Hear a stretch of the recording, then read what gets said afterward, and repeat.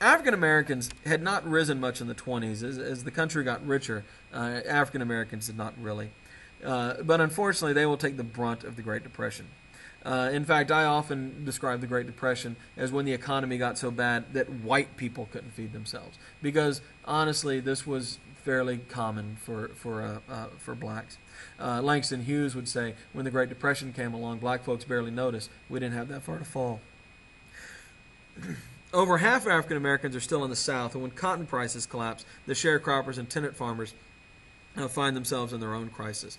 Blacks leave the land, whether they want to or not, and move to the cities in large numbers, which is one reason why cities now contain most African Americans in this country. That and the Great Migration during World War I. But unfortunately, they can't find the traditional African American jobs like janitors, street cleaners, and domestic servants because the economy has gotten so bad that whites have taken those jobs. And so African American employment will be above 50%. 400,000 more African Americans moved to northern cities, and we call this the Second Great Migration. But unfortunately, they find things are just as bad there as they've been in the South. 2 million African Americans are on relief by 1932. I'm going to highlight here real quickly a court case, the Scottsboro case from March of 1931.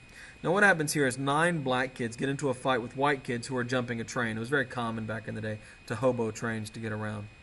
2 prostitutes who had also hoboed the train to go into the city were riding on the train as well. And when police arrested them, they wanted to avoid Mann Act charges. They had crossed state lines for the purpose of prostitution.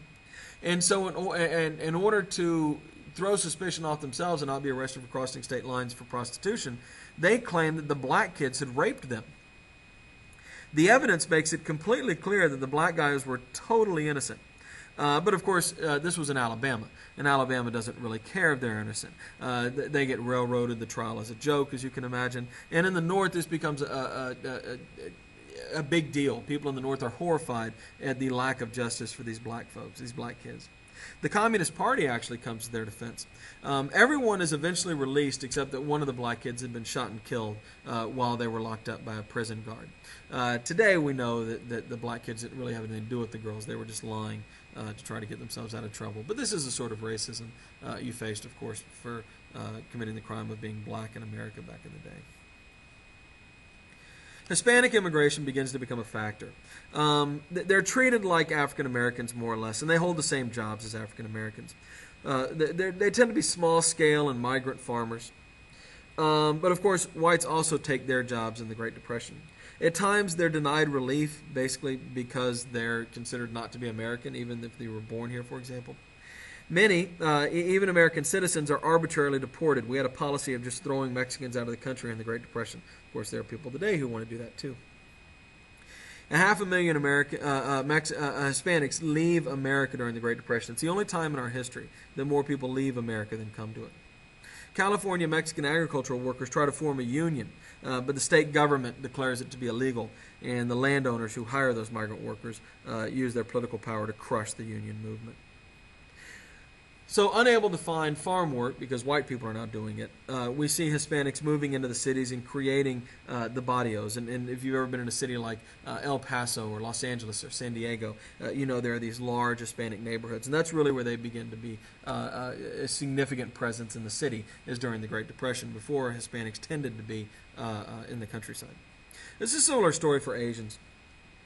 But in a generation of educated Asians have always placed a high priority on education, will be denied professional jobs and be forced to work menial labor if they can get a job at all.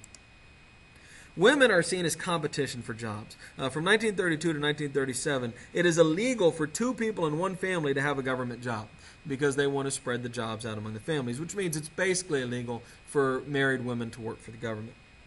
Women have to work to support their families, though. 25% more women than in the 1920s had entered the workforce during the Great Depression, even though they are barred from most jobs.